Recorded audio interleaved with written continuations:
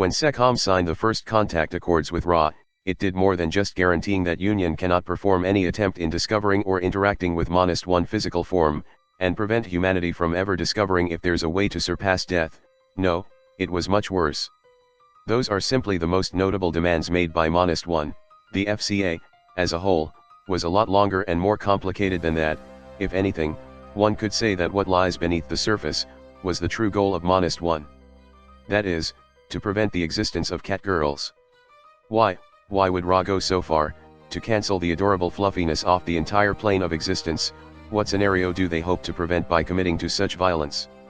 Other parameters of the first contact accords make sense in a way, but this action completely befuddled theorists, researchers, and fluffy creature enjoyers throughout Union space. Even Horus, that have knowledge of many conspiracies, are completely baffled at this. Of course, the truth could be a lot simpler than it seemed. What do you think the ultimate goal of science humanity has achieved so far is for?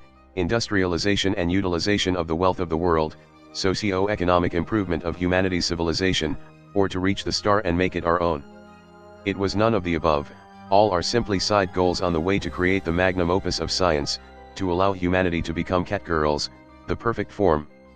However, by achieving perfection, there's no point to further the advancement of science, and humanity will soon become stagnant after achieving the ultimate goal of science.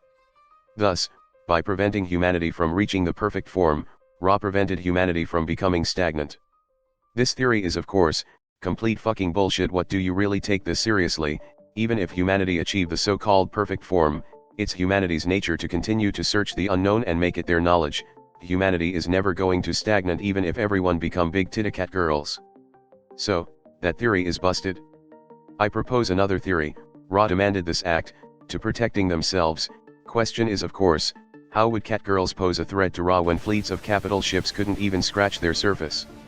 In the original Egyptian myth, every day, Ra battled with Apep to keep them from destroying the world, and while there's no sign of a third monist being, who to say they don't exist right now?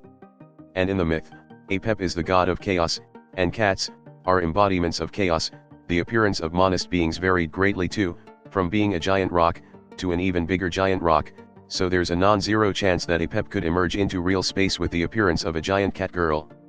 How or why banning genetic research into catgirls could stop Apep is another question, but considering that monist beings do not seem to see time linearly, they might know more about it than humanity could ever comprehend.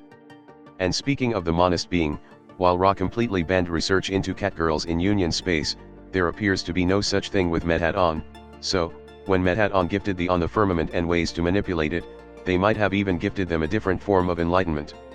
Maybe, that's why the totally doesn't exist Black Ops deniable asset of SSC, the Constello Midnight, is trying to infiltrate the Onic ascendancy, not just to get someone aligned with the firmament, but to also get someone with a certain degree of fluffiness. Of course, these are all just theories I made up on the spots. So, who know what is truly happening behind the veil of reality? And that's my proposal for this year April Fool joke. What do you guys think? Cringe is the only word I could think of. I have seen that this is worse. Oh. Okay. That means it's perfect. Hello there, if you like this video, please subscribe to my channel and click that notification bell button. If you really want to support my channel, you could visit my Patreon page, or buy me some coffee, links in the description. Anyway, have a nice day.